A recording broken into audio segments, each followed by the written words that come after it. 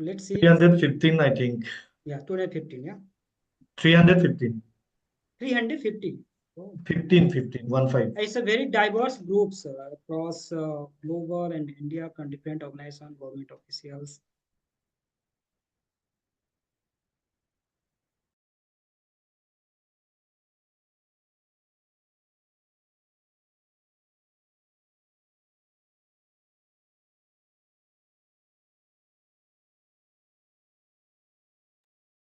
Will the participants be able to unmute and talk, or only panelists?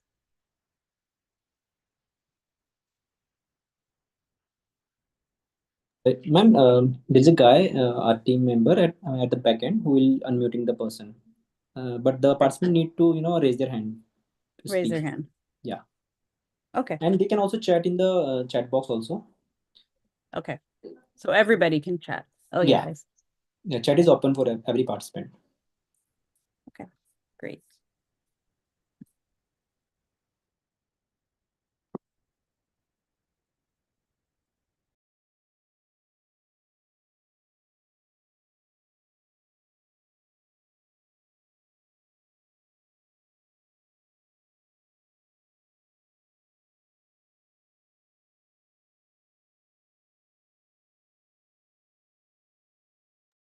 Arun, should we start the webinar? Yeah, recording and live stream are started.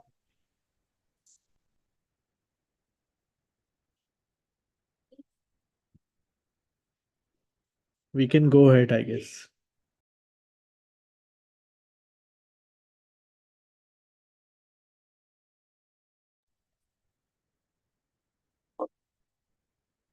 Oh, welcome everyone. In the meantime, everyone can, write their name in the chat box with the organizations they are representing in this webinar. And we will be starting the webinar just in a while. Till then, everyone can write their names and the organization in the chat box.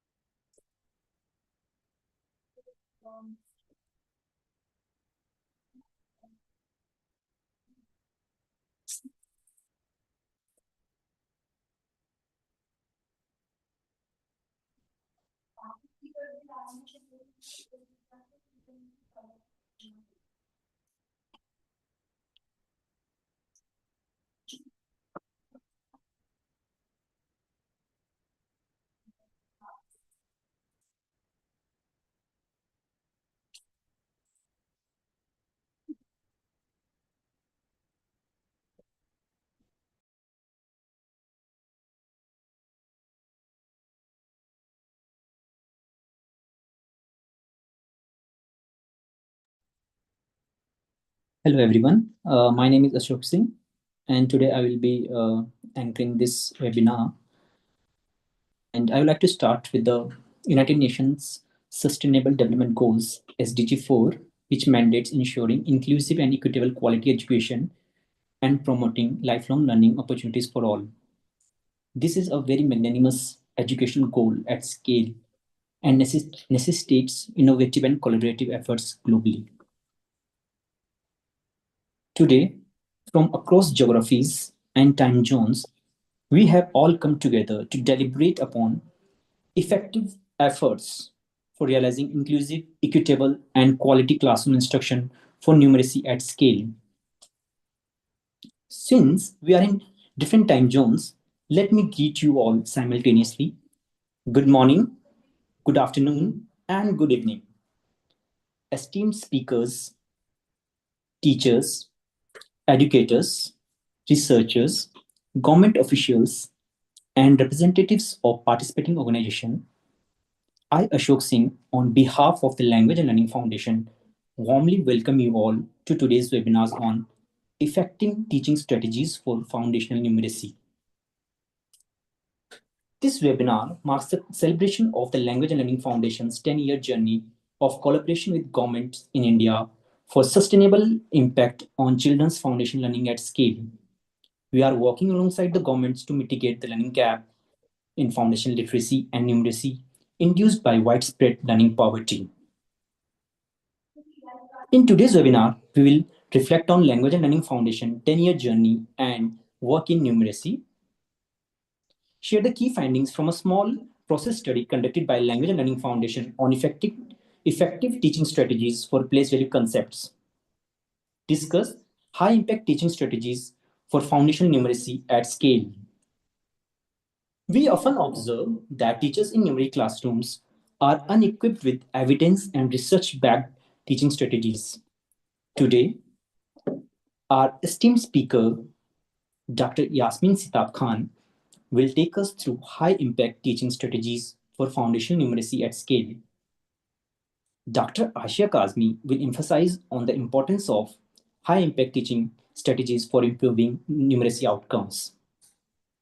At the Language and Learning Foundation, we have a competent team of educators and researchers committed to improve the learning outcomes.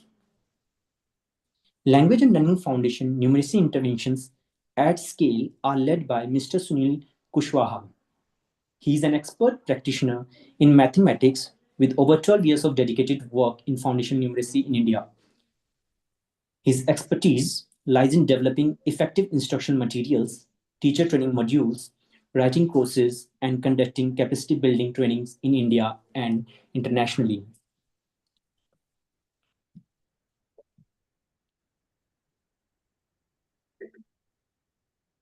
I would like to invite Mr. Sunil Kushwaha to share with us Language and Learning Foundation 10-year journey and numeracy work.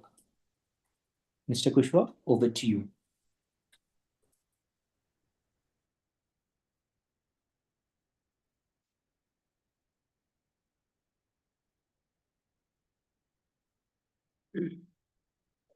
Thank you so much, Ashok.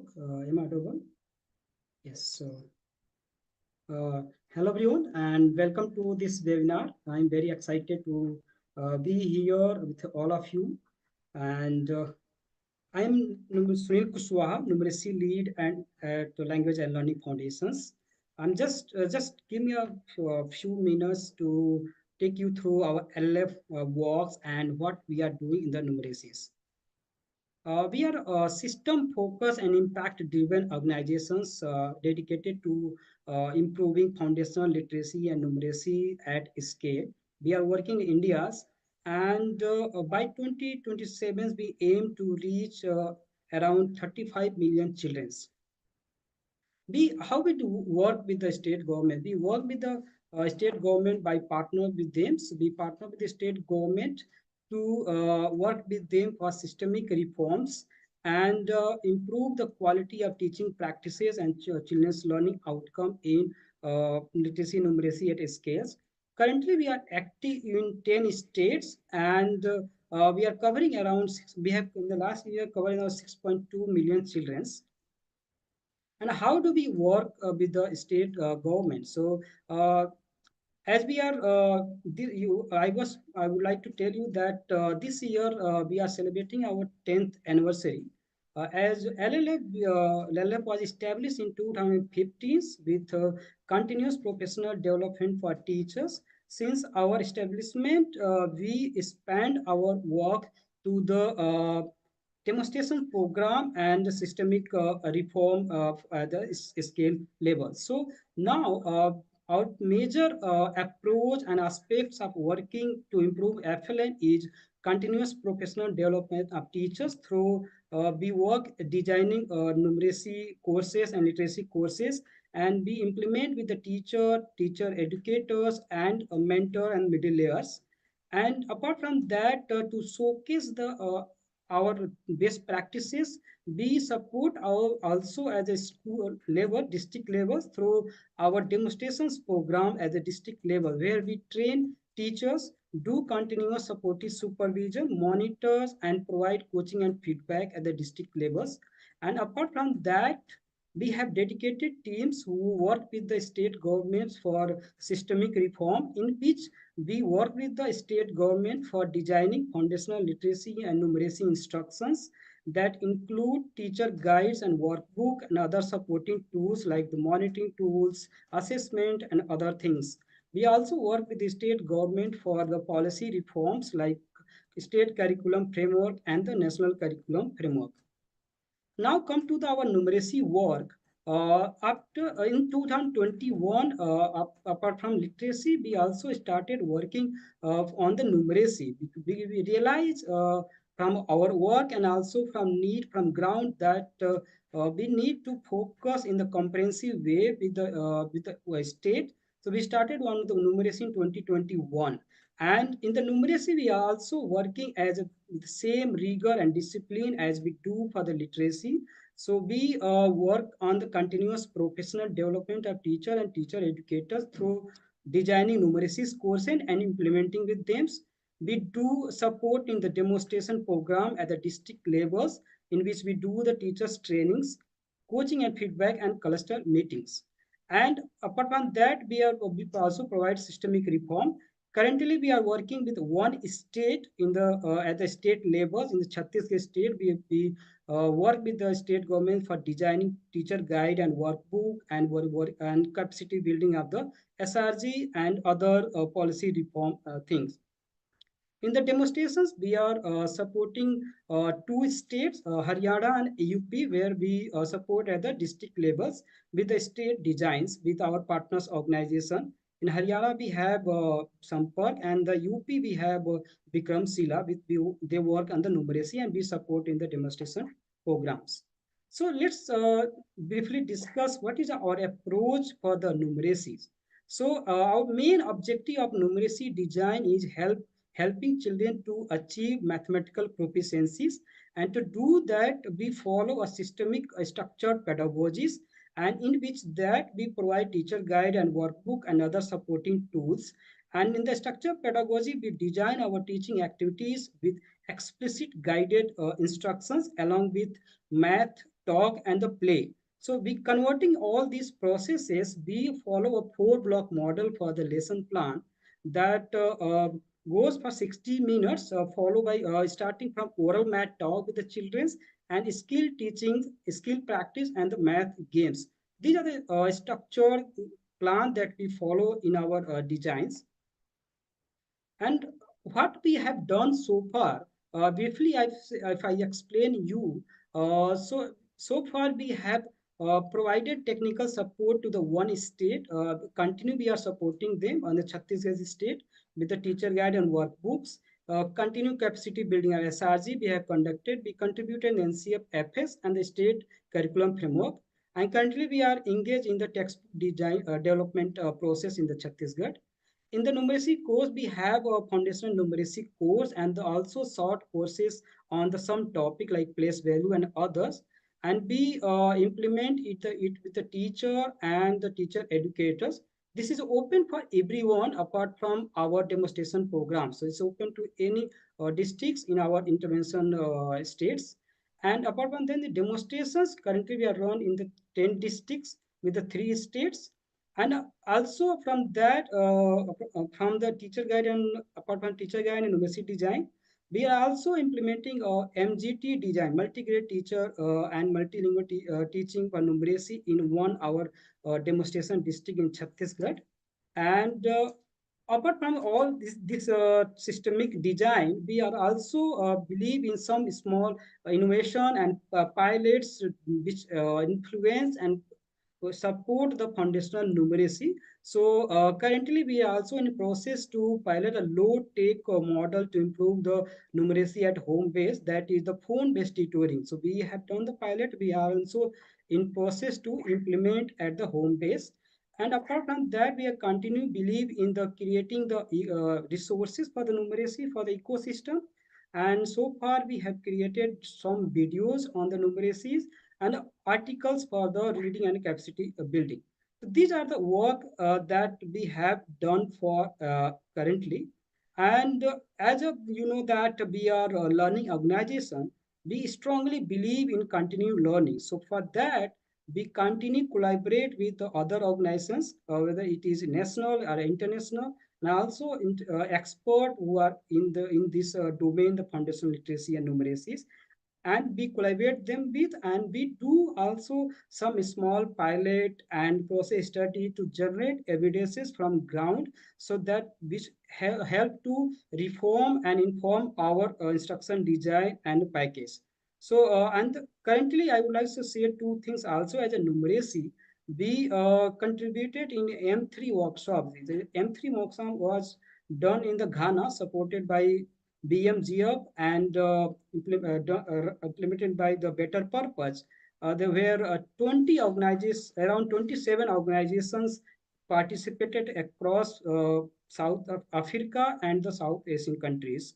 And we co-lead two sessions there, and also currently we also contributed in co-creation workshops in Kenya with the Kenya Institute of Curriculum Development and Foundations GGFRK capacity building for their teams. So these are our work for the numeracy. We are learning and evolving our work, and I would like to thank once again for being here, and stay here with us as we transition to the other sessions in session setting. Thank you so much. Over to you, Ashok. Thank you, Mr. Sunil, for beautifully taking us through Language and Learning Foundation's decade-long journey and numeracy work. We have achieved many milestones, but we still have a long way to go. As Robert Frost aptly said, "The woods are lovely, dark and deep, but I have promises to keep, and miles to go before I sleep. And miles to go before I sleep." These lines perfectly capture our journey and the path ahead. Now, moving forward with the theme of the day, I would like to welcome Mr. Asyia Kazmi to shed light on the importance of high-impact teaching strategies for improving numeracy teaching practices and learning outcome. Dr. Asyia Kazmi is the Global Education Policy Lead and the part of AI Task Force at Gates Foundation. She leads the Gates Foundation global education work in South Asia, Sub-Saharan Africa, and India.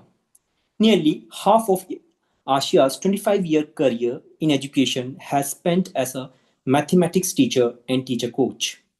She holds a doctorate in education on teaching and learning mathematics from the Institute of Education, University College, London, and was a senior Her Majesty's Inspector for Ofsted in England.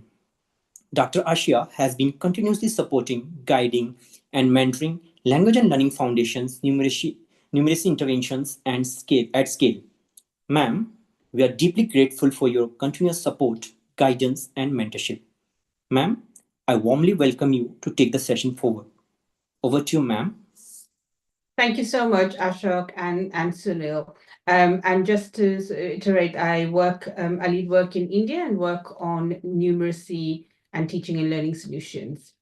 I wanted to talk about why it's important to focus on numeracy and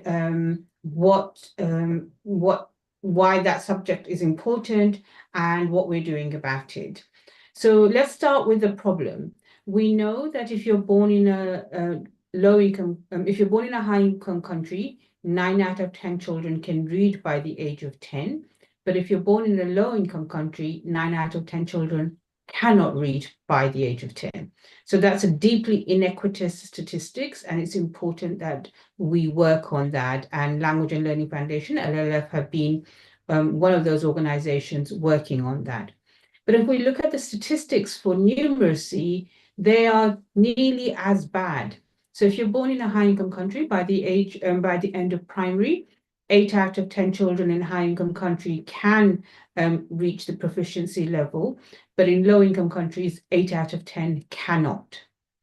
In India, the recent ASA surveys show that in 2018, 26% of grade 3 children could do a subtraction.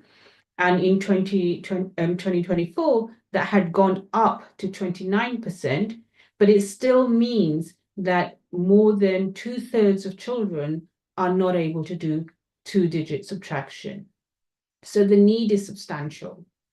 At the same time, in literacy, there is much better understanding of how to teach literacy and generally accepted process of phonics teaching, structured pedagogy, and letter sound combination, word sentence reading, and paragraph reading. There are public goods and there's a process to follow and a clear template. In numeracy, we don't have that evidence. And if we do have that evidence, often it's coming from high-income countries. So we need to work on this. We need to understand clearly what are the learning objectives children should master, in what order, what is a nice, friendly way to assess children, how do we support teachers, what does a good textbook look like, what's an organization of a lesson plan, what are the big ideas in mathematics. Before I touch on that, let's go back to why early grade maths is important and what the evidence says. The evidence says that early math skills in grade 1, 2, and 3, and even earlier, they are a strong predictor of later success, not just in mathematics, but also in reading. Maths predicts things like financial literacy. There is a study that showed that weak numeracy skills early led to poor financial decisions, lower savings, and higher debt. Early maths is also a gatekeeper. If you're not acquiring those skills, then there's a higher likelihood of you dropping out and less likely to enroll in college. And of course, it has implications for the workforce. By 2030, there's a prediction that 70% of jobs are going to require basic numeracy. I want to dive deeper into some of these statistics, and a recent study by Peng, and Yang in 2025 had some really interesting findings of why early grade maths is important. So not only does it predict later numeracy, it predicts that those who are acquiring early numeracy can do better in complex math skills. So not just basic maths, but being able to solve worded problems. That the predictive power of early maths strengthens over time, so that those who are working with strong number sense are likely to do especially well, but also well in later mathematics, not just in immediate mathematics. It has a snowballing effect. So the more skills you acquire, the earlier you acquire them, the harder maths you're able to do, and that early prediction, so numeracy at age 4 is a even stronger predictor than if you tested numeracy at age 6. So we're seeing that early grade maths is very important. And then the final point they had was that it's a unitary construct, that it means different sub-skills such are connected, so counting and adding and subtracting are connected and function as a single set of abilities. So what do we know about what works? We know that structured pedagogy for mathematics works, and that's having lesson plans that take the science of teaching maths, structure it for teachers, that there's teacher training on those lesson plans, that the textbooks have progression within the page and across the pages and are linked closely to the lesson plans, and that there's teacher coaching. Structured pedagogy in India, just in Uttar Pradesh, we saw that in 2 years of implementation, results increased by a substantial amount. So from 2018 to 2024, there was a 20 percentage point in the ability of children who can do subtraction. Other programs like remediation, such as TAL, or in India, I think it's called Taral, were 4 to 8 weeks of dedicated focus on building children's learning skills, quadrupled the results. Similarly, in Nigeria, we found a 48% increase in children who are able to do proficient in subtraction. But the issue is this: we shouldn't wait for children to be having to catch up. We should do high quality instruction early on from grade 1 and 2, so that there's fewer children needing catch up later on, but they're actually getting into grades 3 and 4 and developing harder skills. Or not harder skills, but more advanced math skills. I'm a mathematics teacher, so I care about this subject a lot. We should all do, whether you are or not. For both of those, structured pedagogy and remediation, we need articulation of what those key learning objectives are. As I said earlier, the order to master them in, supporting teachers. We all know what 3 + 5 makes 8, but we need to know how to teach children that 3 + 5 makes 8.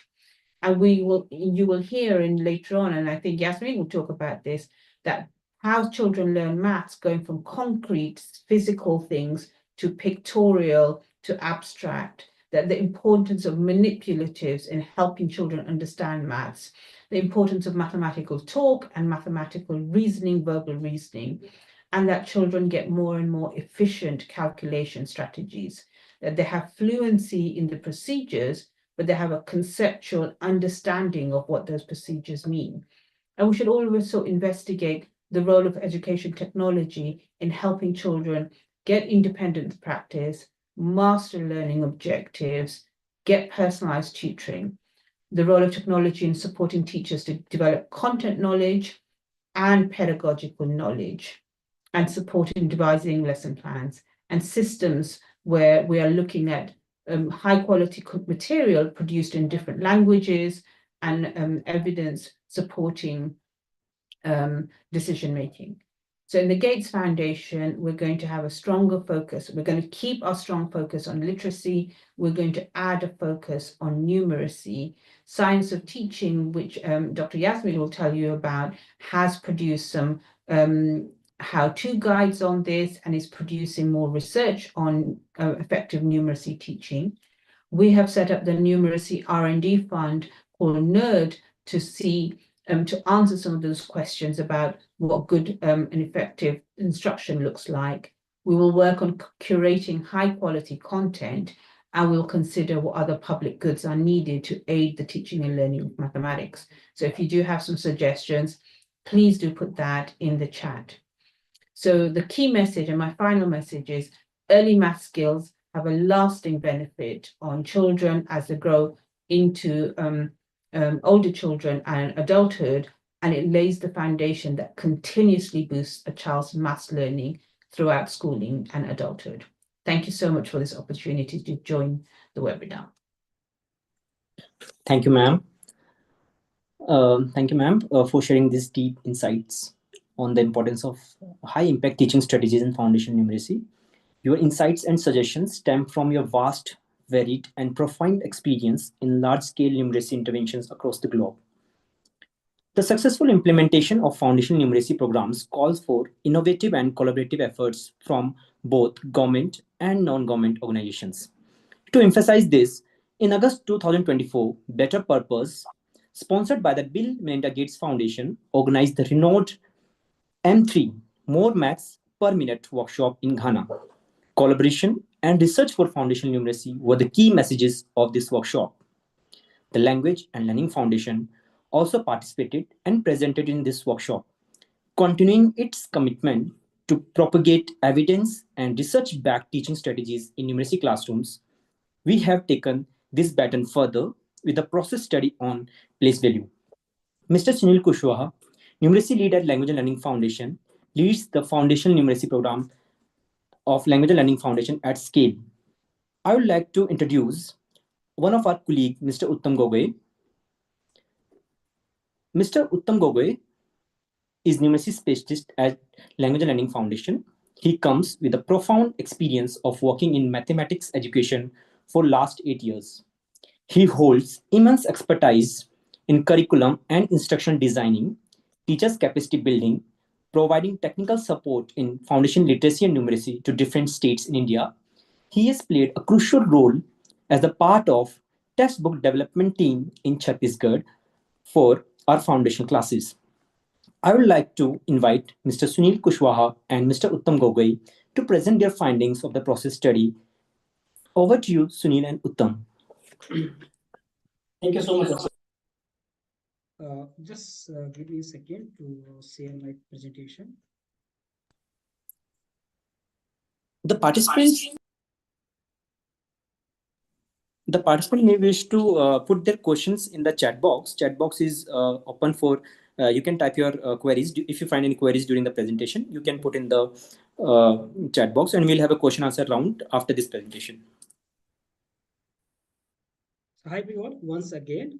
So we all know that place value concept play a crucial role in enhancing children's number skill, and number is a foundations for later mathematic success. So and we also know that from National Achievement Survey 2022 that around 57% children struggle with the place value concept.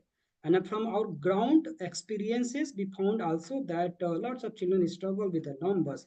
So we planned a process study with some teaching strategy to check that whether these strategies are helpful in enhancing children's place value and understanding and leading to the two-digit numbers recognition skills with a deeper understanding.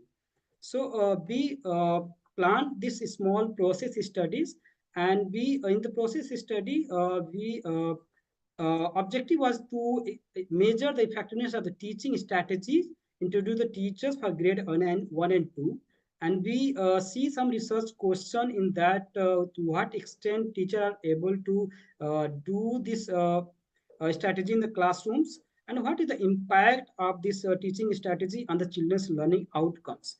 And we also see the challenges the teacher find during the implementing these strategies. So we plan this process studies with the mixed methods, and in this method we did three things.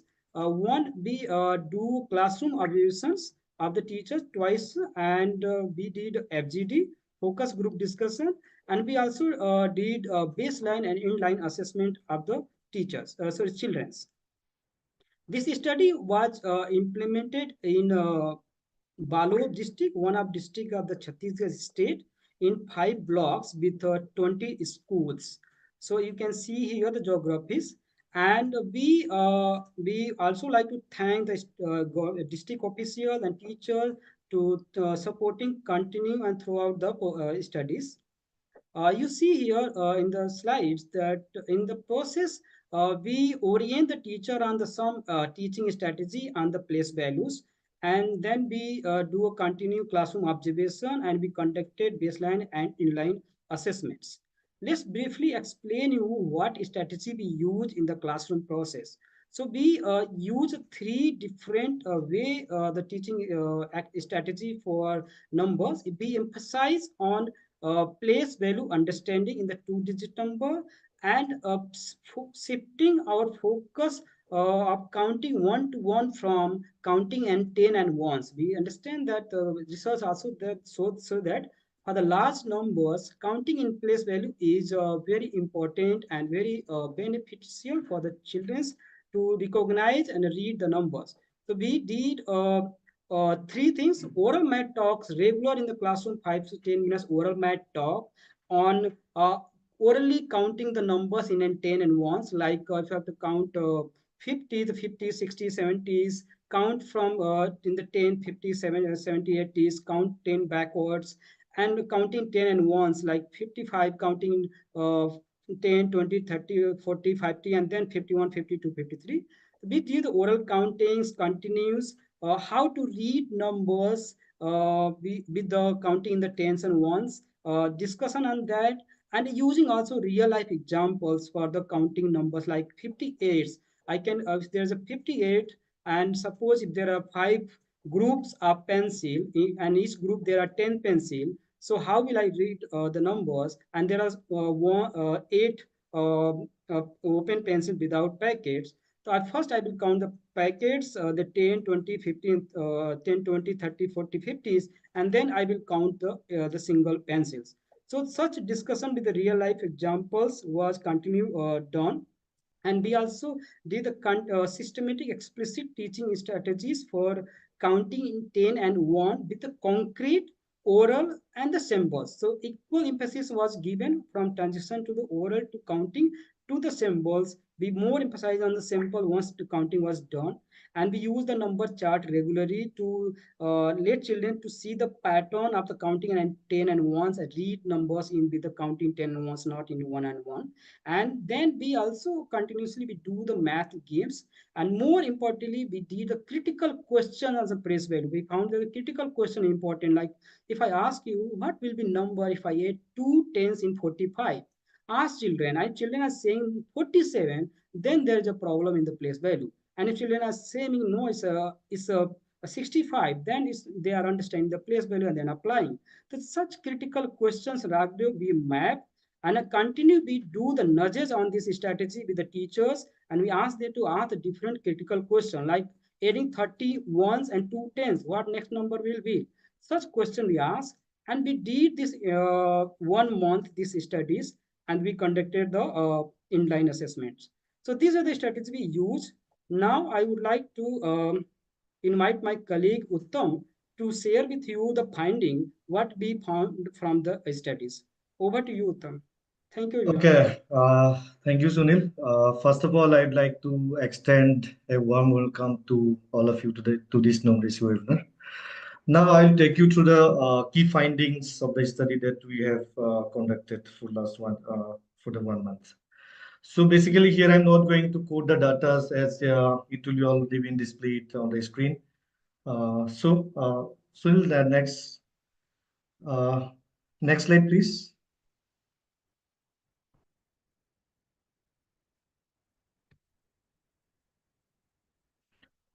Sunil, next slide, please. Next slide, please.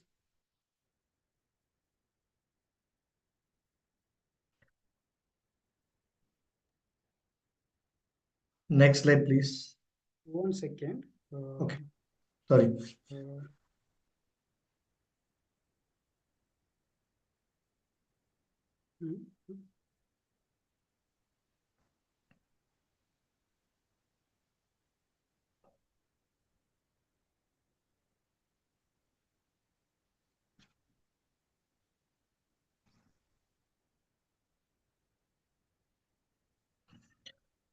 Previous slides. Yeah, okay.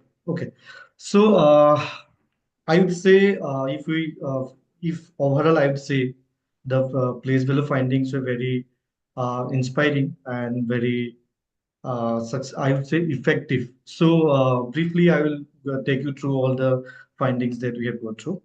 Okay, the classroom analysis of the classroom observation that actually reveals significant shift in the use of teaching learning materials over time. So from the use of TLM data point that you can see that the use of telebundles have increased, whereas the reliance on other TLM has decreased. The primary reason for this shift is the cost effectiveness and easy local availability of bundles and sticks. The teachers have found these materials more effective in supporting students' understanding of tens and ones, leading to their widespread adoption. This trend suggests that practical, low cost, and locally available materials are sustained uses in resource constrained classrooms. The effect, there's also, since our classroom observations were broader categorized in 3 different parts. Basically, one is the use of TLMs, second is the use of teaching strategies, and other one is the specific place value teaching strategies. So in the use of teaching strategies, there is a significant transformation has been also been observed in these 2. This transformation includes basically the frequency of teachers asking critical questions. Just now, Sunil already explained what type of critical questions we are talking about. Okay, encouraging students to articulate their thought processes that you can correlate with our oral maths talk that we specify for a particular 5 to 10 minutes in the class. At the same time, prompting independent practice has significantly increased too. So, but there is one interesting twist here. Interestingly, we can see that the teacher-led modeling has declined. This shift suggests that students are able to actively engage in problem-solving activities guided by the teachers. This shift, basically the decline in the teacher-led modeling, hints that teachers are increasingly aligning with the suggested lesson plans, which prioritizes active student participation and structured oral maths discussions. So as a result, students are becoming more proficient in mathematical communication, demonstrating a deeper conceptual understanding of numbers and place value. Next slide, please. As I've told you that the classroom observation has 3 different verticals, I would say. Here I'll be talking about the specific teaching strategies for the 2-digit numbers. Analyzing the implementation of the specific place value teaching strategies for two-digit numbers, we observe a notable increase in strategy of use of counting in tens and ones, which already Sunidal explained through bundles and sticks. This strategy has proven beneficial in multiple ways. This is one of the most critical strategies that help the whole place value study.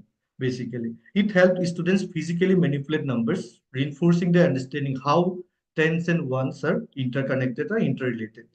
It supports student number identification skills, as children can systematically count and recognize numerical patterns. For understanding of two-digit numbers, yeah, understanding numbers of two digits, it's very important to recognize the number pattern. Okay, it bridges the gap between the concrete representation and abstract numerical comprehension, ensuring a smoother transition in learning. It aligns with students' natural cognitive progressions, making learning more intuitive and effective. Next slide, please. So from here, I'll be talking about the baseline assessment, the assessment that we have, findings from the assessment that we have done. So in the assessment, we to measure the effectiveness of the implemented teaching strategies, students were assessed across 5 different skills. First one is the number identifications as per the grade level for grade 1 and 2. Understanding of the concept of groupings in tens. So what does exactly 110 means? We try to assess that. At the same time, representing numbers using bundles and sticks, and identifying the place of a digit within a number, and lastly determining the place value of a digit. So basically these skills form the foundation of place value comprehensions, and assessment results provide insights into progress made by the student over the time. So if I talk about the improvement in number identification skills, you can from this you can see from the graph a significant improvement in number identification was observed. In grade 2, for example, the proportion of students correctly identifying numbers increased from 39% to 65%. This remarkable progress indicates that targeted interventions have been effective in strengthening students' number recognition abilities. The reasons for this improvement will be elaborated in the next slide. But here I want to also add one thing. It's not something like that students who are in the group of 8 to 12, who can recognize 8 to 12, only shifted to 13 to 15. It was also found that the students who initially recognized numbers up to 1 to 7 have also shifted to the proficient group, basically 13 to 15. So next slide, please. So before going to the reasons, there are different stages of number identifications. The number identification progresses through three key different stages. First one, counting in groups of tens and ones. Initially, students rely on the counting sequentially in tens and ones. For example, if we say 43, initially they used next previous slide, please. For example, for 43, they count 10, 20, 30, 40, then 40, and 42, 43. This stage requires more time and efforts for number recognitions. Next, the second is the direct retrieval of tens and incremental counting.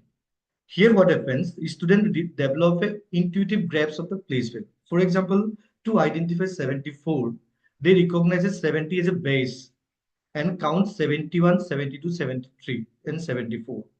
This step signifies an understanding of place value structure, basically. And next is the last stage, that is the direct number recognitions, which is the proficiency in number recognitions. Student transitions into proficient number recognitions without counting. This automatically remarks the attainment of proficiency in number understanding and the number relations. Classroom observations confirm that both, actually we have seen the classroom observations. Classroom observation of both teachers and students have increasingly employed countering strategies in tens and ones.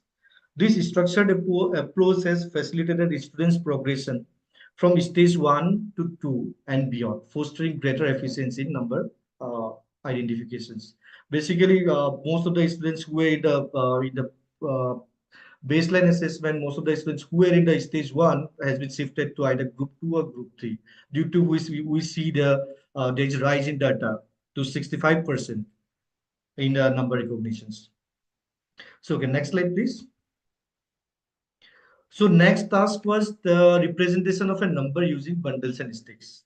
A key improvement was noted in students' ability to represent numbers using sticks and bundles. This skill is essential for understanding the composition of numbers. The increase in accuracy in this area can directly link to the frequency and structures use of these TLMs in the classroom. The visuals and hands-on approach, hands-on strategies has reinforced students' ability to decompose numbers into tens and ones effectively.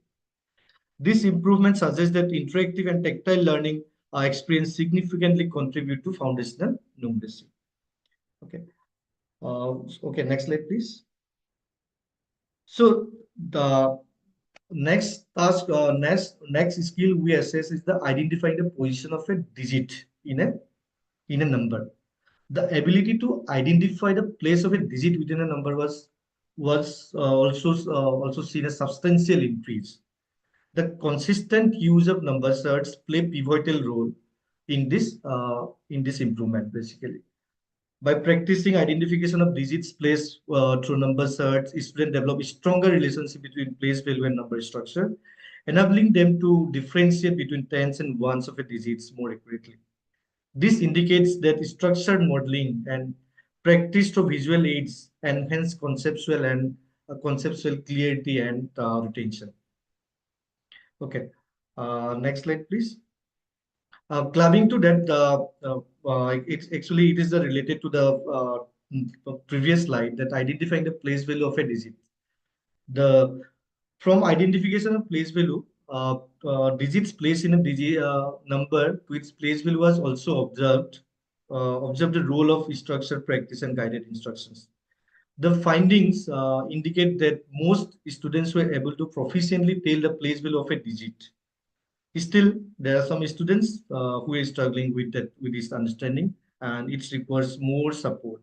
But we can see there is a substantial increase. We have seen from the 11% to 55%. There's a drastic change. I think I would say it's 5 times improvement in the student learning level.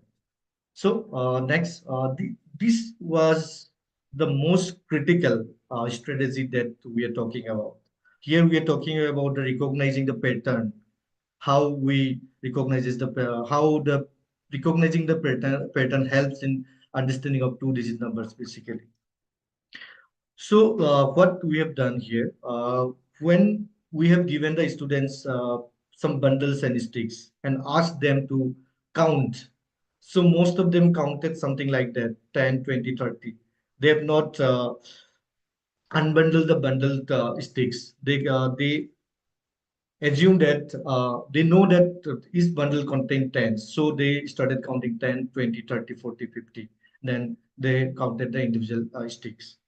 So we have seen this is the most used strategy that student have used in the assessment. So from here we also actually from the classroom observations also we have seen that teachers use this strategy a lot. So if we correlate between the two, then we can say that this strategy is the most effective as we correlate with the number identification that too.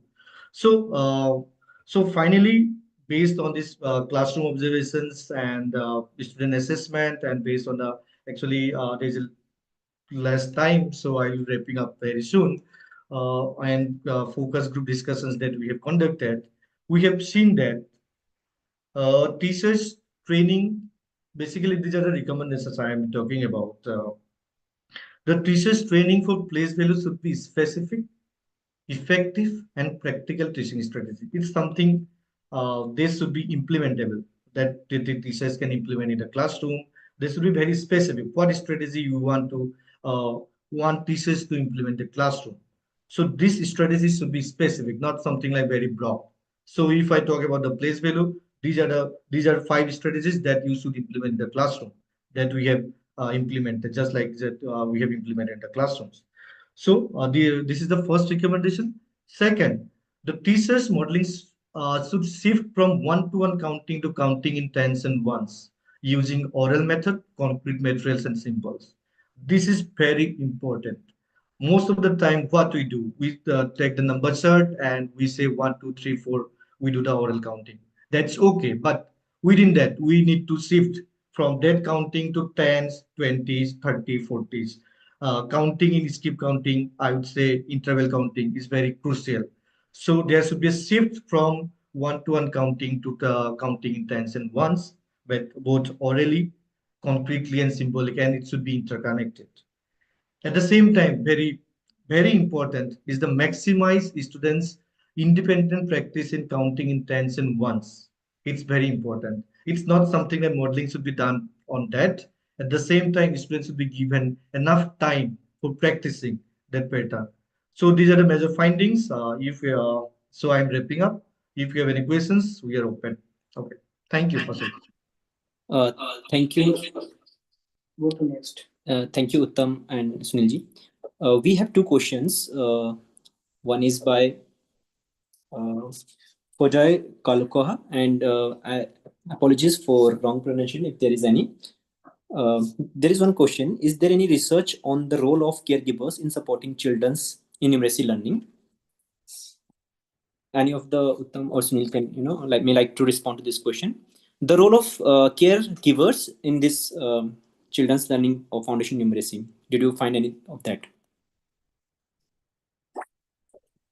Yes, of course there are research. We have not done the research yet, but yeah, of course there are research, and we will share with you the specific research.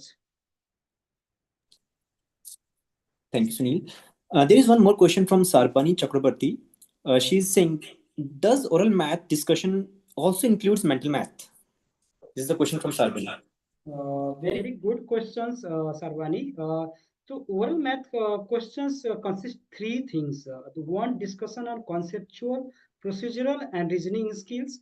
Second is the mental calculations for the basic fact fluency and beyond. And third is the real life context. So there are 3 areas for the oral math talks that we do. Yes, that include.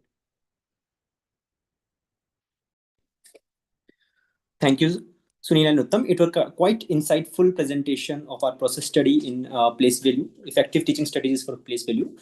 And now to the main theme of the day. To delve deeper into high impact teaching strategies in numeracy, I would like to introduce Dr. Yasmin Sitabkhan, who will explain and present on the theme of today's webinar. Dr. Yasmin Sitabkhan is a mathematics education researcher. Over the past 24 years, she has worked in the field of education, beginning as a primary school teacher and charter school administrator, and later transitioning to the role of researcher in India, Mexico, and the United States. Her research interest focuses on instructional strategies to improve mathematics teaching. Dr. Sitabkhan has worked on numerous research projects promoting a deeper understanding of teaching and learning at the early childhood and primary school levels. Her research has explored the mathematical and financial competencies of marginalized children in developing countries, Mumbai, India, Mexico, through qualitative and quantitative methods. She has also contributed to a design research project at the University of California, Berkeley, focused on teaching number lines. At RTI, Dr. Sitabkhan contributes her technical expertise in primary education, focusing on early learning globally in the sub-Saharan Africa, South Asia, Central Asia, North Africa, and Central and South America. She designs, analyzes, and disseminates results from various mixed method research studies to governments and journals worldwide. Dr. Yasmin, I warmly welcome you to take us through your presentation. Over to you, ma'am. Great. Thank you. Thank you so much, Ashok. And thank you, everyone. I'm thrilled to be here. I'm very excited to meet all of you and to present. So let me Okay. So, so again, thank you everyone and thank you to LLF for inviting me to this presentation. Today, I'm going to talk about high impact teaching strategies for foundational mathematics. And oops, sorry. Just as a little bit of background, this is a project, this is work that, as Dr. Asyia had said earlier, this is work that we have done at RTI, funded by the Gates Foundation, along with many other collaborators that you can see here, on compiling evidence for the best strategies, best practices in foundational literacy and mathematics. So what I would like to talk about today is the high impact teaching strategies. So that's what we'll focus on for today.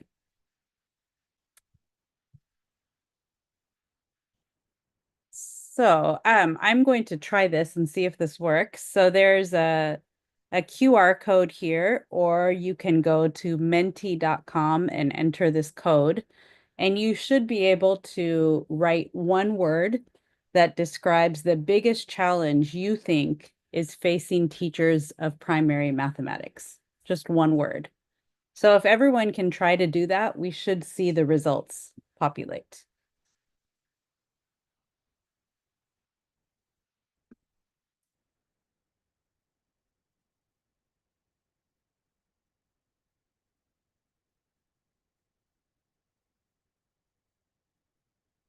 We'll see if it works.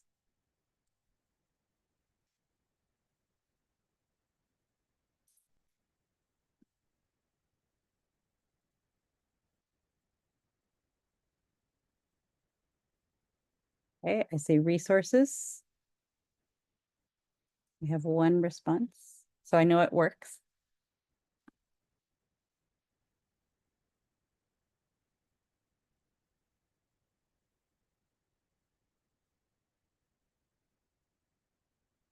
No time for preparation, modeling, dedicated transaction time.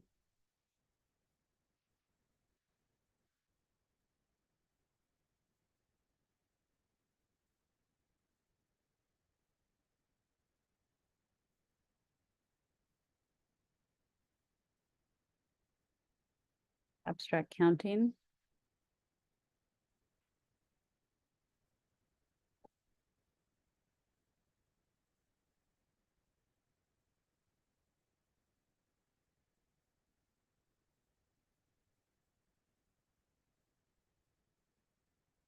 Oops, sorry. Okay, so I see some responses. I think more might be coming, but really just looking at, you know, what are the big things that teachers are facing, and it's so many things. I think what this shows us is there are so many different things that that affect the challenges and that affect the teaching in primary mathematics classrooms. So I see some things based on content like abstract counting, training, resources, you know, teachers not knowing what to do, teachers struggling with the content, with the strategies.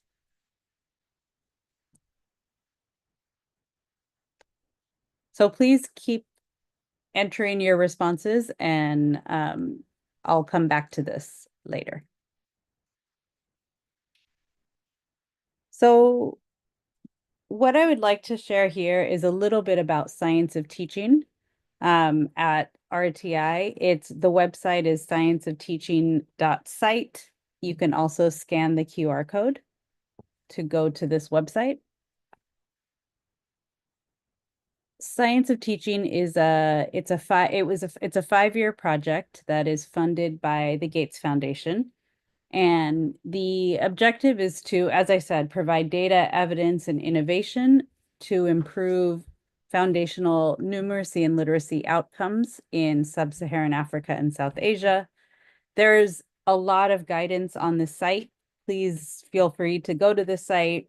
It's all free. You could download it. We have high impact teaching strategy guides. We have numeracy guides. We have modules for teacher training, lots of different resources. So please go to the site. For today, so high impact teaching strategies, and you'll find this guidance at that website. What are these high impact teaching strategies? They are what we call high impact or high leverage, the teaching strategies that the evidence shows has the highest impact, right? So this is compiling evidence globally on what works the best for early grade math teaching. And that's what we have compiled here. They are organized into 5 domains. So I'm just going to go quickly here to show you this so we can move to the content. The HITS guide. So you'll see on the website, there's lots of different HITS guides. This is the one you want to look at, which is called the Instructional Approach for Numeracy. And it has a lot of information. It talks about different domains, which you see here. So there is the strategy domains like learning environment, student engagement in learning, knowledge progression, assessment informed instruction, and instructional approach. You can also see the tiers, which I'll talk about in just a minute.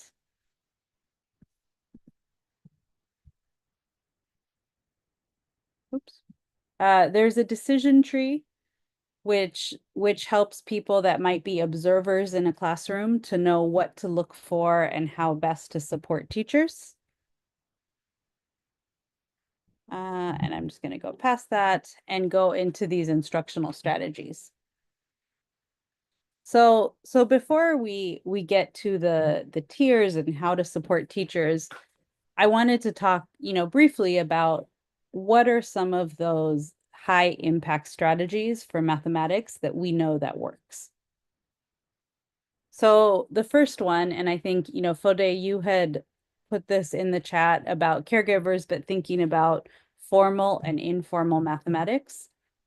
This is really key, right? We know that strong mathematics teaching is helping students connect informal math and formal math together. What does this really do? It really helps students, both the informal and the formal, when they connect. It helps students develop a much deeper understanding of mathematics. Right? The formal is really what we think of as abstract mathematics, so writing down something like 3 + 5, versus the informal is, what does that actually mean? And as Sunil and Uttam were saying, so much of mathematics is about students making meaning and understanding. It's not about memorizing. When students memorize, they don't actually learn anything.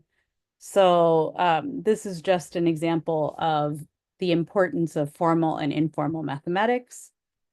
I'm going to move on to discussing mathematics. So I think, Sunil, I think you talked about this quite a bit with the place value study and getting students to explain, justify, questioning, all those types of things. So we want students to not just do mathematics, but talk about mathematics, right? They should be talking about math in the classroom.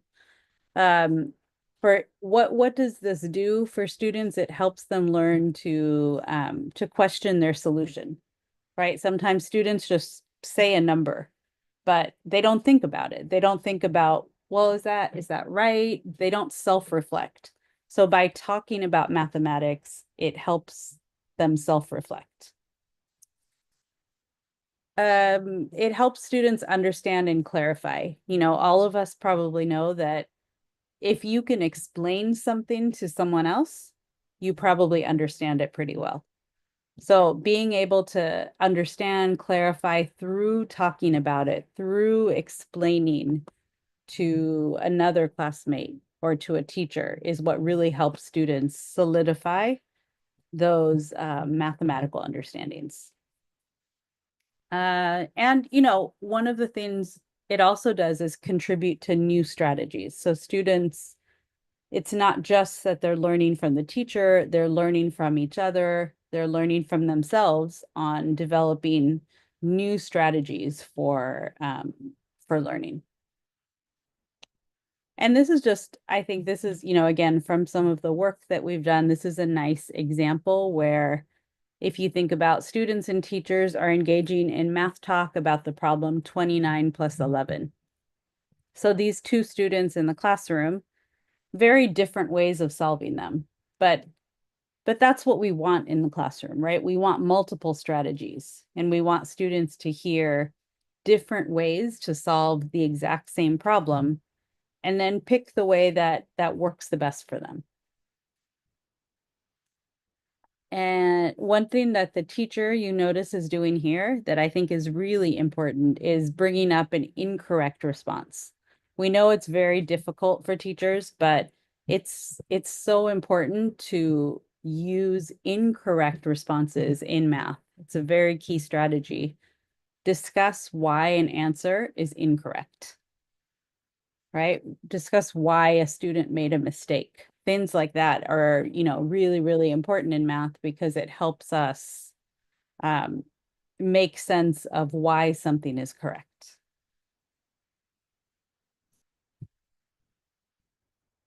Okay. This one, I think we all know this, everyone that works in this field, but, you know, it's very important to use representations and different types of mathematical models.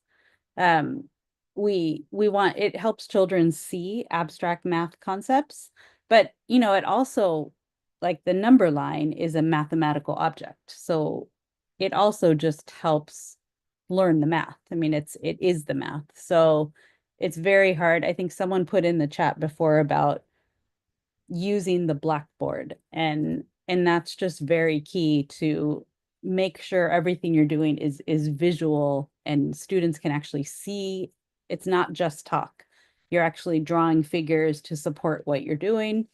One thing that I would say is very important with math is moving between models and representations. So being able to go show 1/3 on number line, show 1/3 with this area model, and then even show 1/3 with a set model, right? So moving from one representation to another is really important. Going here. And then the last one is using knowledge of students and learning progressions.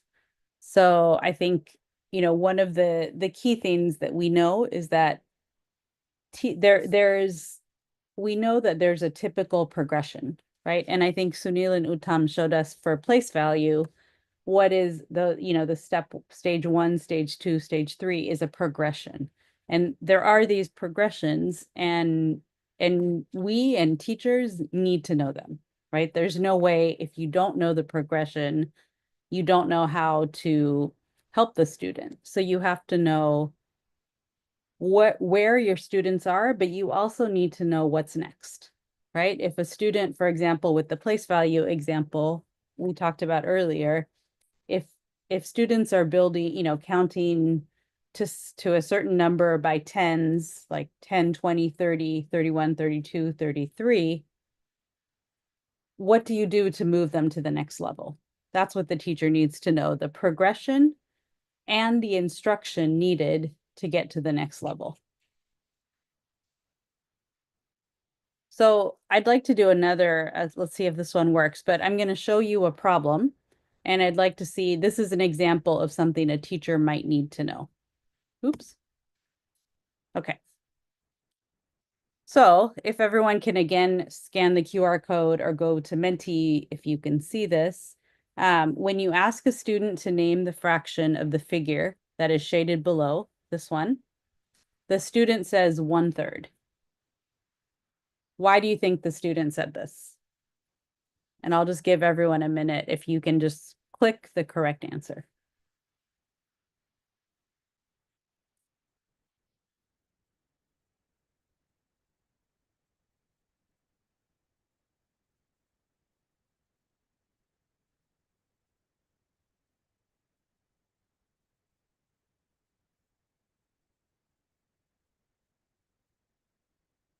Okay. One person has answered.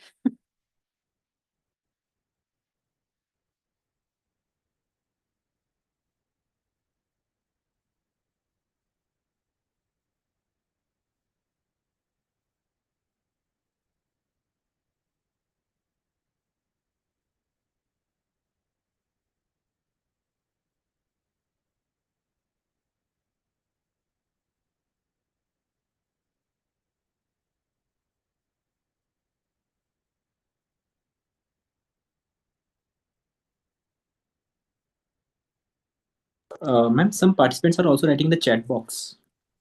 Oh, okay. Thank you. Oh yeah, some people said B.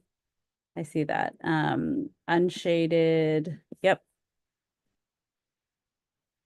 So it is correct. The student doesn't understand that the denominator includes all the equal parts. Student made a counting error, and I don't know. I see lots of B's. So this type of problem is actually coming from a survey that I developed with my colleague Wendy Relangita at RTI, which is a survey for teachers to help understand their mathematical knowledge for teaching, right? How much do they understand these progressions? And this is the type of problem where I see those of you that have answered understand here the student doesn't understand that the denominator includes all the equal parts, right? They're saying 1 and then 1, 2, 3. That's how they got 1/3. So this is something that, teachers need to know, right? Teachers need to know why a student would say 1/3 here. And then teachers need to also know what to do next, right? What do you do with this? What if a student says 1/3? What's your next instruction? What's your next strategy? What do you do with those students? Right. And that's something, just as an example, that teachers need to know. Okay. Thank you. I guess this kind of works. There we go. Okay. So now that we've talked a little bit about these strategies, and I went through them a little bit quicker, but we've talked about these strategies. What I would like to do now is think about the tiers. Okay. And so why do we have tiers? Tiers are important because all these strategies I told you, I think we all on this call know they're really hard to do, right? They're very difficult for a teacher. You can't go to a teacher and say, go have a discussion and use an incorrect answer and know the learning progression and connect formal and informal. Go do all of it. Go. Right? What's going to happen? The teacher is going to get completely overwhelmed and they're probably going to do nothing. Right? So what we thought about with this HITS guide is just like students, students have a progression, so do teachers. Teachers start at a certain level, they move to another level, they move to another level. So we really want to think about teachers as learners, right? Think about teachers just like the students and how they can move through these strategies and not just do everything at the same time. So we thought about an instructional approach that is tiered. So the first level, so let's say, a beginning teacher, the teacher might provide an explicit model, explanation of mathematical concepts and skills, followed by student practice.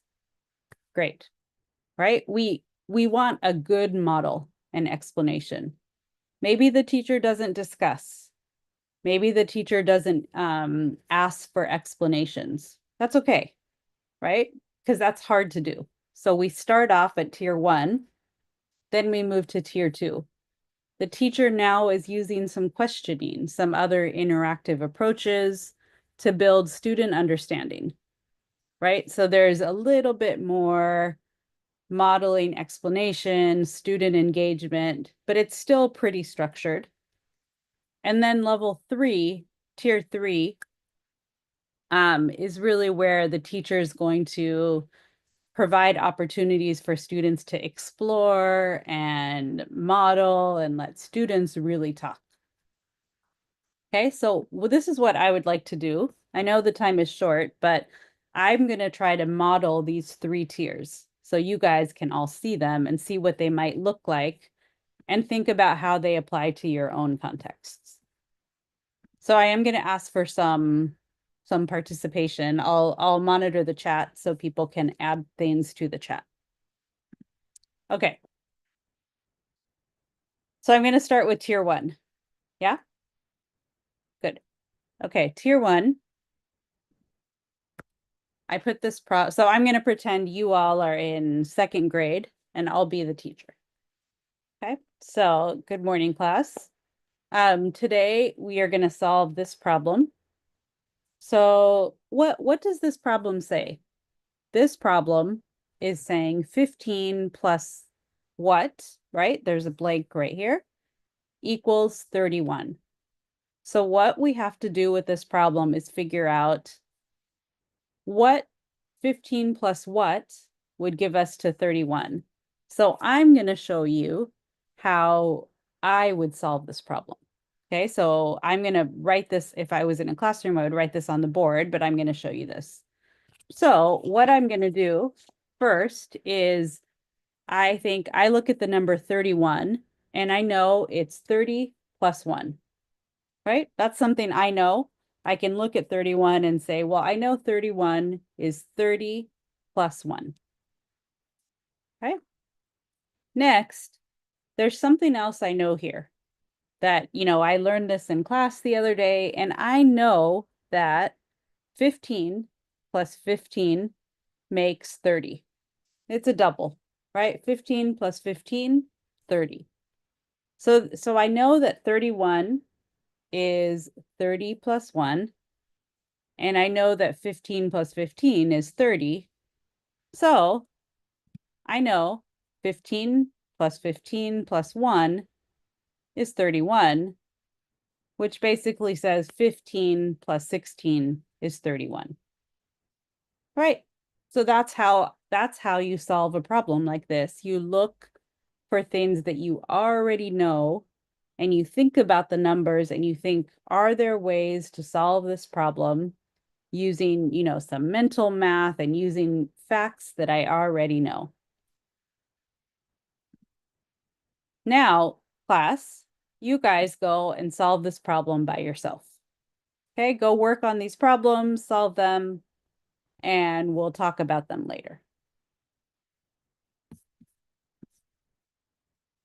Okay, so this is one way of, this is like a tier 1 model, right? This is like a very basic explanation and then provide some questions for the students. Now I'm going to do tier 2. You can see a difference. Okay, class. Here's a problem I wrote on the board. Can somebody in the chat tell me, what is this problem asking? What are we supposed to do here? Can somebody type in the chat?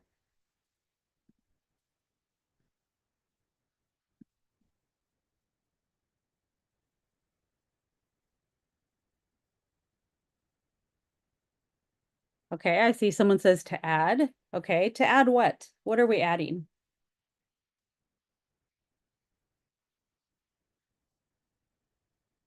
Oh, it could be to subtract. Yeah.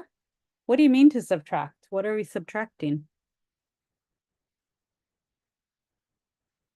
Ah, to find the missing number. I like that. Okay. So there's a number right here that's missing.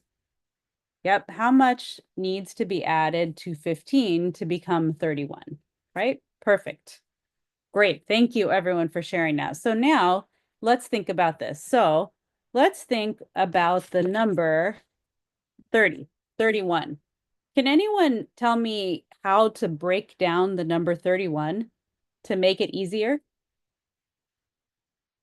What might you do? Like 30 and what would make 31?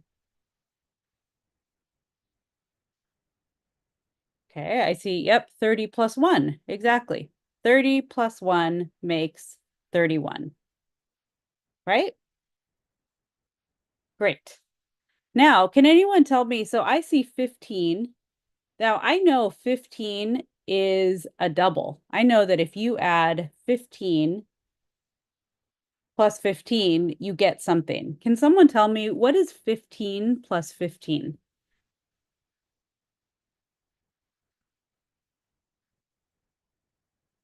Okay, I see some advanced students that say 15 multiplied by 2. That is very advanced. Can someone tell me what's 15 plus 15? Ah, 30. Whoa, I see some very advanced students here, but let's go with 30. So we know that 15 plus 15 is 30, right? So knowing this, everyone, we know that 15 plus 15 plus this 1 from the 30 makes 31. So I know 15 plus 16 is 31. Thank you, everyone, for helping me solve this problem. And now I'd like you to go and solve these problems on your own. Okay? Okay. This is the end of the model. So you notice, did you guys see the difference where in tier 1, I just explained it. I didn't ask anyone to share anything. It's what we think of usually when we use that instructional model. It's an I do, right? Just me, nobody else. Here in model tier 2, I only solved it. I solved it, but I asked for input. But did I take everyone's suggestions? Did I solve it multiple different ways? No, right? I was still under control. I asked for input, but I was the one in control, right? This might be like a we do. I'm solving it, but people are giving me some input. Okay, now let's do tier 3. Okay. Okay. So class, here's a problem. I'm going to give everyone 2 minutes. Go solve it by yourselves. In 2 minutes, please solve this problem.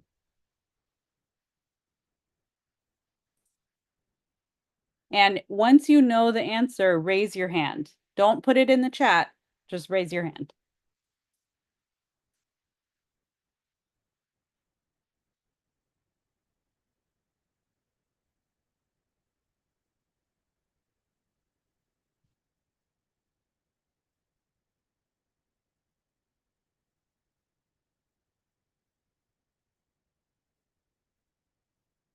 I don't know if Ashok, if someone can unmute and explain, can share their answer. Is that possible? Rohin at the back end can unmute the participant. Rohin, are you in the? Yeah, if someone can raise the hand, I can unmute them. Would someone like to raise their hand and be unmuted to share?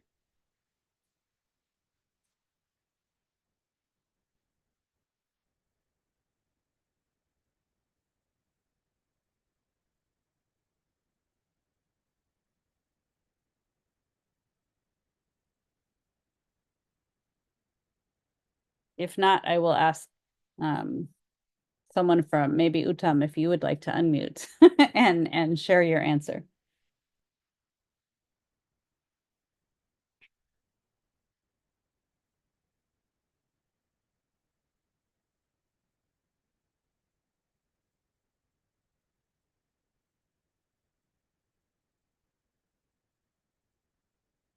I have not solved it yet, so I'm in the process.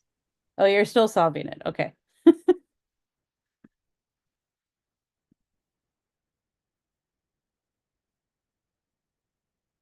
Okay, Sunil, what about you?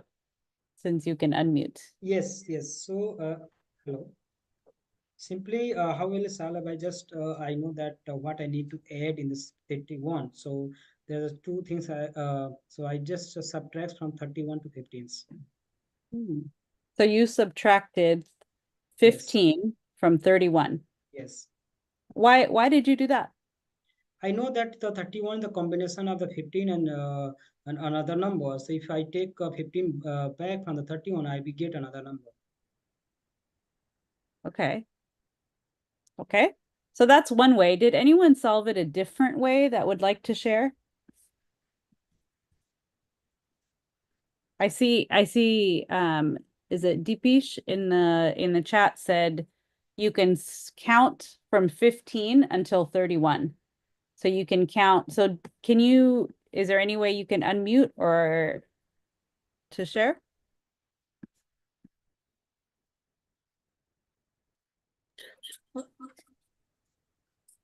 Rohin, can you unmute Dipesh Purohit so that he may speak? Okay. So, Thank you.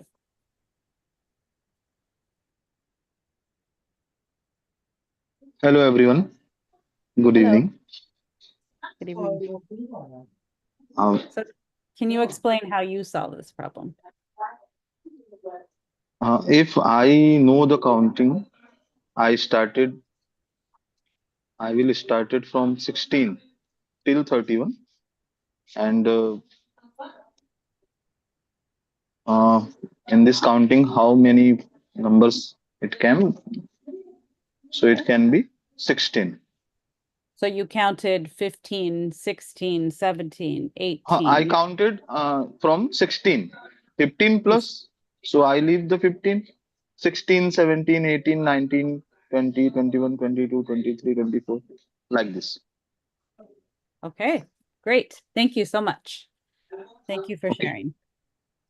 So I see lots of other responses. So I see someone said you can add 10 plus 5. You can add 1 plus 10 plus 10 plus 10 plus 1. I see lots of different ways to solve this problem. So thank you everyone for sharing your responses. Now, as the teacher, I'm going to model one way to solve the problem. And then I would do that. And let's end there. So what I really wanted to show you guys with these 3 tiers, and let me just go back here to 1 second. Okay, this page, you see here, there are these tiers, right? So the teacher might put up the same problem and teach it in different ways. And what I wanted to share with you all is that expecting a teacher to teach the tier 3 right away is very hard. Right? That's very difficult. So what we really want to do is make sure we are treating these teachers as learners and they have ample opportunity to start with something maybe a little bit easier and then go to tier 2 and then go to tier 3. So if you're working with a teacher that's at tier 1, their next step is tier 2. Their next step is taking some student input or student input and still being in control. Their next step is not just open-ended, let anybody say anything they want to, right? Because that's difficult. So we're trying to provide a trajectory of learning for teachers. So I'm gonna go past these very quickly. I think that's pretty much it. If you guys could do this again, or you can just put it in the chat, just a very quick reflection of what did you notice? What do you think about this tier 1, tier 2, tier 3 models?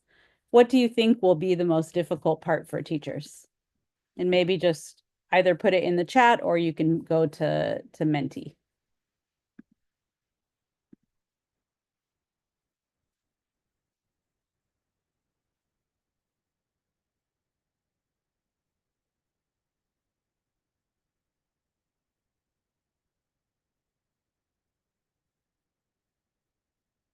And actually, I know we're almost out of time, so maybe I'll go ahead and people can add some things. Yep, letting go of control. Definitely. It's very hard for teachers to let the students just say whatever they want and let go of that control. Knowing what kind of questions to ask. Exactly. Knowing what are you trying to get to between tier 1 and tier 2 and what kinds of questions. Yep, tier 3 is definitely the hardest.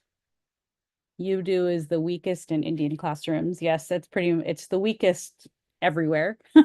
Everywhere in it's because it's hard. Yep, when to make the switch. So just to quickly say, you know, some of the things we're working on at RTI and also myself that I've been working on is creating observation tools for coaches or for people supporting teachers to help you, you know, observe a classroom, see where the teacher is, and then think about what's the next step. What's one little thing you can do to move from tier 1 to tier 2? Something like that. You know, so often when we do observations with in classrooms, we don't share the results directly with the teacher. The teacher should know what you're looking for, right? If you're going in a classroom, the teacher should know this is what I'm going to observe for. So we are working on that. I'm happy to share more information on that. You can email me. I see some great responses here, but just for time's sake, I'm going to go ahead and say thank you. It was very nice to speak with you today, and I hope this was helpful. Thank you. Thank you, ma'am. It was very insightful, and I like the way you demonstrated it for all of us. And that gives us a message that when we are in the classrooms as a teacher mentors, supporting the teacher mentors or with the teacher mentors, demonstration of these effective teaching strategies is a crucial part to support our teaching in the classrooms. And the way you did it through digitally at this was quite commendable. Ma'am, during registration for this webinar, we had asked if the participants want to ask some questions regarding high impact teaching strategies. So we have some questions from our participants. I would like to speak to them, and you may respond to them accordingly. So one of the question in our chat box was, how does language proficiency plays an interactive role in maths education? That's a great question. Language proficiency, that's the whole question? Yeah, language proficiency's role in interaction in classroom. Great. Yeah, language proficiency is a very important thing, especially, you know, in many of the contexts that you all work in where you have multilingual proficiencies. So you can have classrooms with students that speak all different languages. You know, in an ideal scenario, you have a teacher that can bridge. And so there, you know, something really important in mathematics is code switching and allowing students to speak in whichever language they're comfortable in, and the teacher kind of helping them use both the languages to speak. That's the ideal, because we want all students to speak. When that's not possible, I think using representations, right, as much as possible. So a student may not be able to explain how to solve 15 plus what equals 31, but they might be able to demonstrate it on the board and write it or draw it or something. So use visuals, use representations. Yeah, thank you, ma'am. And there's one question. How to address math learning gaps for children who have no educational support at home and are studying in low resource schools with a very high pupil to teacher ratio, that is one teacher and 70 students. Yeah. It's a very complex situation, and they're at the home also, the parents are not able to support. Yeah. Yeah. And that's, unfortunately, that's the reality for many kids in this world, right? Not just in India, but in sub-Saharan Africa, in many places. I think these same strategies will work for students that are in those scenarios. It's not as easy to do, and maybe tier 3 doesn't happen as much, right? Or tier 3 looks very different, where this teacher is only picking these 3 students today to share their responses. So I think, as much as possible, all of these strategies that we're sharing is really written for these, situations where students may not have, there may be large class sizes, teachers are not very well trained. They may not, I see someone in the chat said, teachers aren't proficient in both in mathematics and mathematical knowledge for teaching. It's the reality, right? We can't change that like this. We have to deal with that reality. So I think these are some of the strategies you can use to help in those situations. Thank you, ma'am. Next question is about what role does conceptual understanding vis-a-vis or versus procedural fluency play in teaching foundational numeracy? Say that again. So conceptual understanding for what? What role does conceptual understanding versus procedural fluency play in teaching foundational numeracy? That's a good question. That's a large question to answer quickly. The short answer is, for foundational numeracy, you need both. You need students to develop conceptual understanding. They should understand place value, the system, what it means.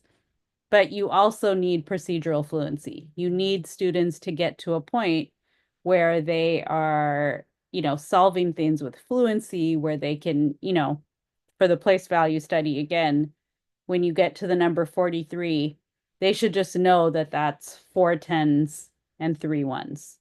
And they shouldn't have to draw a place value chart and break down the number and use bundles and sticks every time. Because, you have to get fluent in many of these facts and ideas so you can do more complicated mathematics. That's a short answer to a big question. Short, crisp, but very comprehensive also. And this will be the last question. Okay. This is about EdTech. How can one utilize EdTech for high impact numeracy instructions? Which EdTech strategies are most impactful? Also a big question. So there is some good research out there, and I can send some links later about some of the evidence with EdTech. There's lots of good evidence. There's lots of great programs in India on using EdTech.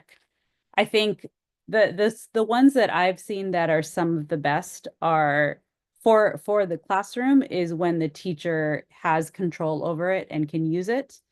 I think the ones that build up teacher strategy, there are some ed tech that is actually for the teacher to help them with learning progressions that they don't know, right? So you might think of ed tech not just for the student, but also for the teacher.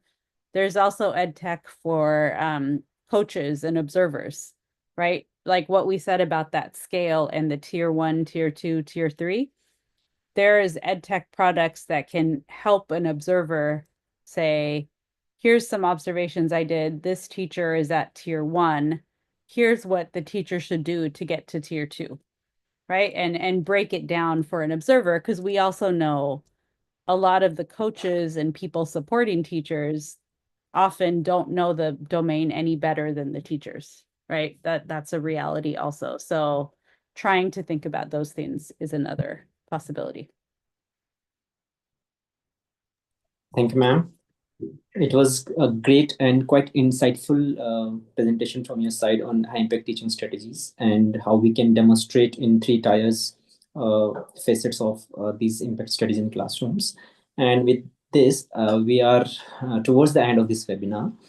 And it was pleasure hearing from all of you, all the participants who participated very vigorously through chats. We could hear very loudly even through your chats. All the questions were highly relevant and were addressed in depth by our esteemed speakers.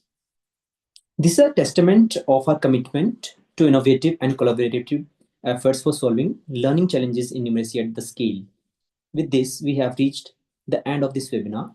Before signing off, I would like to extend my heartfelt gratitude to our esteemed speakers, Dr. Yasmin Sitabkhan and Dr. Asyia Kazmi. I also extend my gratitude to all the teachers, educators, researchers, government officials, and representatives of various organizations who have graced this webinar with their esteemed participation. We shall be sharing the detailed process study report with you all for your reference. The quest for finding effective ways to solve the vast challenges in numeracy classroom continues. We had some very important questions pertaining to multigrade and multilingual classroom challenges, but we could not address them in this webinar. Language and Learning Foundation also intervenes in multigrade and multilingual settings in our classrooms and will surely organize a webinar on these topics soon. Till then, thank you all for your participation.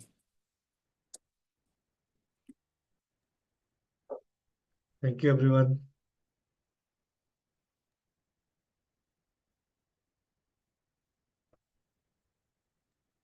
Thank you, everyone. Bye-bye.